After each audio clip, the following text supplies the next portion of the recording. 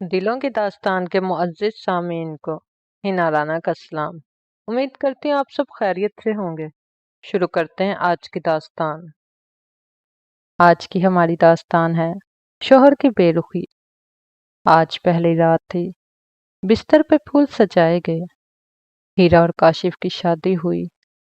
شادی بہت دھوم دھام سے کی گئی۔ ہیرا دلہن بنے بیڈ پر بیٹھی تھی اور کیمرہ مین تصاویر بنا رہا تھا۔ کیمرہ مین کبھی دائیں طرف سر کرواتا، کبھی بائیں طرف۔ ہیرا کی شادی غیروں میں ہوئی تھی، اس لیے ہر شخص، ہر چہرہ اس کے لیے اجنبی تھا۔ کاشف اس کے پاس بیٹھا تھا۔ کاشف کے سب محلے والے اور عزیز ہیرا کو دیکھنے آئے ہوئے تھے۔ ہیرا نظریں جھکائے بیٹھی تھی۔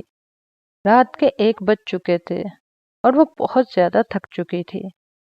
اس نے کچھ کھایا بھی نہیں ہوا تھا، اس لیے اس کا بھوک سے برا حال تھا۔ جب سب کمرے سے چلے گئے تو کاشف نے ہیرا سے کہا کہ آپ ایسا کریں، ڈریس چینج کر لیں، آپ بہت تھک گئی ہوں گی۔ ہیرا نے ڈریس چینج کیا، لیکن اسے بہت زیادہ بھوک لگی ہوئی تھی، لیکن وہ کاشف کو بھی نہیں کہہ پا رہی تھی۔ نہ کاشف نے اس بات کی طرف دھیان دیا کہ کسی کو کھانے کے لیے کہہ دے۔ ہیرا کاشف کے پاس آ کر بیٹھی تو کاشف ہیرا پر اپنے مردانگی کا روپ ڈالتے ہوئے بولا، دیکھو، مجھے تماشے اچھے نہیں لگتے، آج میری باتیں کان کھول کر سن لو۔ میں بار بار تمہیں یہ باتیں نہیں بولوں گا۔ گھر کے سارے کام اب تمہارے ذمہ ہیں، کھانا بنانے سے لے کر کپڑے دھونے اور جھاڑو صفائی کرنے تک۔ سن رہی ہو نا تم؟ ہیرا نے ہاں میں سر ہلایا۔ ہیرا تو دل میں سوچ رہی تھی کہ کاشف کوئی گفٹ دے گا، کوئی محبت بھری باتیں کرے گا، لیکن اسے تو بس کام کروانے کی فکر تھی۔ شادی کے چوتھے دن ہی ہاتھ میں جھاڑو پوچھا، گھر کے سارے کام اور مقدر میں کچن لکھ دیا گیا۔ ہیرا کی 2 جٹھانیاں ان کی رشتہ دار تھیں، لیکن ہیرا مکمل غیروں سے آئی تھی۔ کھانا بنانا، گھر کی صفائی ستھرائی کرنا، کپڑے دھونا، برتن دھونا، سب کام ہیرا اکیلی کرتی۔ دن بھر کام کرتے کرتے بہت تھک ٹوٹ جاتی اور رات کو کاشف کے نخرے اٹھاتی۔ کاشف کے لہجے میں بہت زیادہ روکھا پن تھا۔ وہ ہیرا سے ہمیشہ اکھڑے ہوئے لہجے میں بات کرتا۔ رات کے کھانے سے فری ہو کر ہیرا کاشف پاس بیٹھی اور کاشف سے کہنے لگی کہ کاشف، ہماری شادی کو 4 مہینے ہو گئے ہیں، آپ مجھے کہیں گھمانے یا کچھ کھلانے پلانے بھی نہیں لے کر گئے۔ کاشف حیرت سے ہیرا کی طرف دیکھنے لگا اور اس نے کہا، کیا مطلب؟ کہاں گھومنے جانا ہے تم نے؟ کاشف نے اتنے روکھے لہجے میں پوچھا کہ ہیرا ڈر گئی اور کہنے لگی کہ آپ کیوں مجھ سے اتنے غصے میں بات کرتے ہیں؟ کاشف فون یوز کرتے ہوئے بولا، جاؤ میرے کپڑے نکال کر استری کرو اور میرے جوتے صاف کر کے رکھو، مجھے تنگ نہ کرو، یہاں بیٹھ کر میرا دماغ نہ خراب کرو، یار میں بہت تھکا ہوا ہوں۔ ہیرا اس کے قدموں میں بیٹھ گئی کہ اچھا چلیں، آپ لیٹ جائیں، میں آپ کے پاؤں دبا دیتی ہوں۔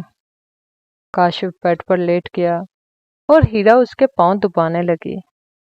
کچھ دیر بعد کاشف سو گیا اور ہیرا اس کے پاؤں دباتے ہوئے سوچ رہی تھی، کاشف، میں نے شادی سے پہلے بہت دکھ دیکھے ہیں، مجھے آپ کی محبت چاہیے، آپ کا ساتھ چاہیے۔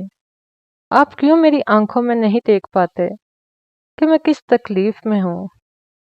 ہیرا کی ماں نہیں تھی، ستیلی ماں نے اسے پالا تھا، اور زیادہ تر ستیلی مائیں کیا سلوک کرتی ہیں یہ تو ہم سب جانتے ہیں۔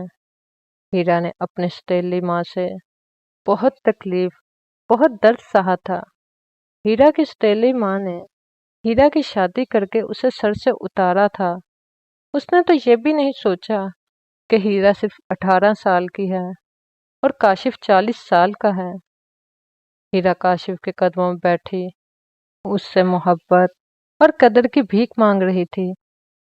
ہیرا گھر میں صبح سب سے پہلے جاگ جاتی کیونکہ سب کے لیے ناشتہ بنانا اسی کی ذمہ داری تھی۔ وہ اپنی تکلیف کسی پر ظاہر نہ کرتی، وہ بس اپنے گھر میں آباد ہونا چاہتی تھی اور بس کاشف کا ساتھ اور اس کی محبت چاہتی تھی۔ اگر کبھی وہ بہت زیادہ تھکاوٹ کی وجہ سے وقت پر سارا کام نہ کر پاتی تو ساس اسے لاکھوں باتیں سناتی۔ وہ صبر کر کے ہر تانا ہر بات برداشت کر جاتی۔ ایک دن ہیرا نے کاشف سے کہا کہ کاشف مجھے ہر مہینے جیب خرچ دیا کریں۔ کاشف نے کہا جیب خرچ سے کیا مطلب ہے تمہارا؟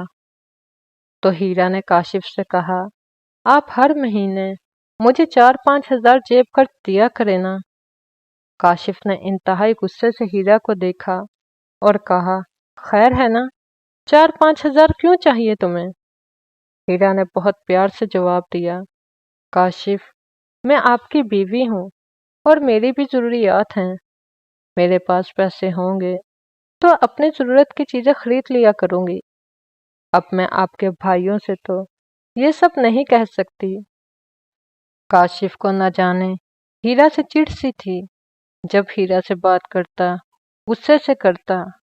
کاشف نے ہیرا کو غصے سے کہا دیکھو میرے پاس اتنے پیسے نہیں ہیں کہ تمہیں الگ سے جیب خرچ دے سکوں، جو چاہیے ہو امی سے کہہ دیا کرو نا، وہ لا دیا کریں گی، الگ سے خرچہ نہیں دے سکتا تمہیں پاگل عورت۔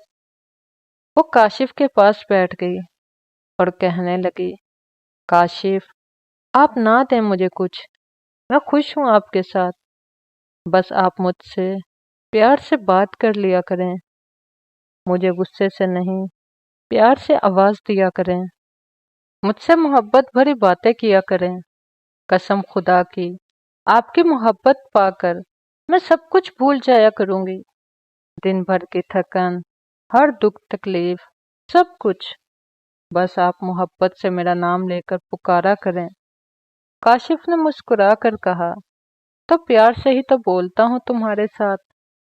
ہیرا لاڈ اٹھانے والے لہجے میں بولی کاشف آپ پیار سے بات نہیں کرتے، آپ بس غصہ ہی دکھاتے ہیں اور غصے سے ہی جواب دیتے ہیں۔ پھر ہیرا نے محبت سے کہا کاشف دیکھیں آج میری برتھ ڈے تھی، میں نے آپ کا نام کتنی محبت سے اپنے ہاتھ پر لکھا ہے، لیکن کاشف نے کوئی جواب نہ دیا۔ جیسے وہ بیزار ہو رہا تھا، ہیرا بہت خوشی اور پیار سے کاشف سے بات کر رہی تھی اور کاشف دل ہی دل میں اکتا رہا تھا، اسے الجھن ہو رہی تھی، وہ نہ جانے کیوں اتنی بے رخی دکھاتا تھا۔ پھر کاشف کے گھر کا ایک کمرہ بہت کچا تھا، تو کچھ دنوں بعد کاشف نے ہیرا سے کہا کہ کمرہ نیا بنوانا ہے، آج اینٹیں اور باقی سامان آ جائے گا، تو تم نے ہماری مدد کرنی ہے، اینٹیں اور سامان اٹھوا کر گھر میں رکھوانا ہے۔ ہیرا دن بھر کام کر کے رات کو اینٹیں گھر میں رکھوانے لگی۔ صبح کے 4 بج گئے۔ جب سارا کام ختم ہو گیا تو ہیرا کا جسم اب درد اور تھکن کی وجہ سے بالکل بے جان ہو رہا تھا۔ کاشف بھی لیٹ گیا تھا، تو ہیرا نے کاشف سے کہا پلیز میرا سر دبا دیں، بہت درد ہو رہا ہے۔ تو کاشف نے کہا میں بہت تھکا ہوا ہوں، مجھ سے نہیں دبایا جاتا، جاؤ جا کر میڈیسن کھا لو۔ خیر وہ بستر پر لیٹ گئی، اس کی آنکھوں میں آنسو آنے لگے، اسے بہت درد ہو رہا تھا۔ کاشف پاس سو رہا تھا، لیکن وہ درد کی وجہ سے سو نہیں پا رہی تھی۔